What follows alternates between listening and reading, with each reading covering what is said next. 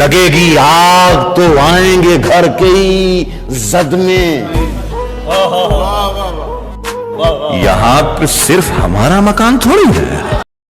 कुछ टाइम पहले वेरावल से करीब प्रभास पाटण में मुस्लिम ऐतिहासिक धार्मिक स्थलों का डिमोलिशन किया गया था, जिसका अभी सुप्रीम कोर्ट में भी केस चल रहा है और हाई कोर्ट में भी केस चल रहा है।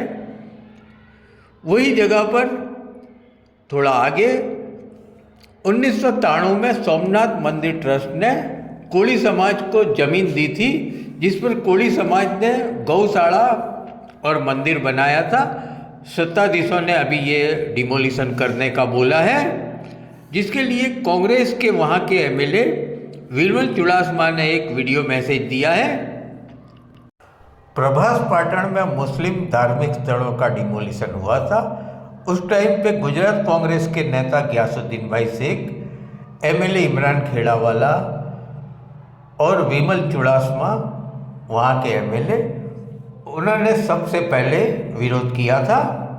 आगे देखिए, कोली समाज का जो मंदिर और गौशाला तोड़ने की बात है सत्ताधीशों के द्वारा, उसके लिए विमल चुड़ासमा क्या बोल रहे हैं।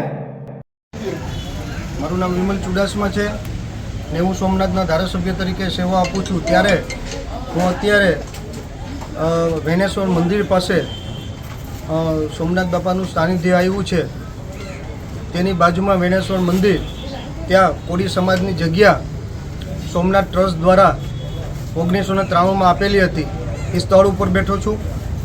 કાલે સરકારી તંત્ર દ્વારા આવીને અહીંયા કહેવામાં આવ્યું, કારણ કે આ કોળી સમાજની જગ્યા ટ્રસ્ટ દ્વારા 1993માં આપેલી હતી અને એ ટ્રસ્ટનો ઠરાવ પણ છે અને એ ટ્રસ્ટનો ઠરાવ છે એટલે વર્ષોથી આ જગ્યા કોળી સમાજ પાસે હતી।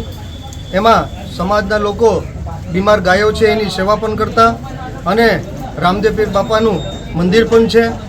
એ તંત્ર કાલે જબરજસ્તી આવી અને ગાયોને ભરી ગયા, 50 જેટલી ગાયોને, હજી 50 જેટલી ગાયો છે। આજે સવારે તંત્રએ કીધેલું કે અમે આ ગાયોને પણ ભરી જશું, રામદેવ પીર મહારાજનું મંદિર પણ તોડી નાખશું અને ગૌશાળા પણ તોડી નાખશું અને કોળી સમાજની મંદિર પણ તોડી નાખશું। ત્યારે મારી જાહેર જનતાને વિનંતી છે કે અત્યારે ડેમોલેશન એ લોકો કરવા માટે આવવાના છે, ત્યારે આપ સૌ મારો અવાજ આપ સુધી પહોંચે તાત્કાલિક ધોરણે વેનેશ્વર મંદિરની જગ્યા છે ત્યાં આવવા માટે વિનંતી। જે લોકો ગાયોને માનતા હોય, ગૌશાળાને માનતા હોય, જે કોળી સમાજને માનતા હોય ને જે રામદેવ પીર મહારાજને માનતા હોય, ત્યારે તમામ સમાજના લોકોને મારી વિનંતી છે કે અહીં આવો અને આ તંત્રની સામે જે ખોટી રીતે કોઈ નોટિસ આપવામાં નથી આવી એમ બધાને નડતરરૂપ થતું હોય। આજે આ તોડ્યું છે, કાલ બીજા સમાજની પણ વંડીઓ તોડશે। તો આજે આ લડાઈમાં અને તંત્રની સામે કોઈ પણ વાત કરવા માટે આવ્યા નથી અને ડાયરેક્ટ ડેમોલેશન કરવાની વાત આવે છે।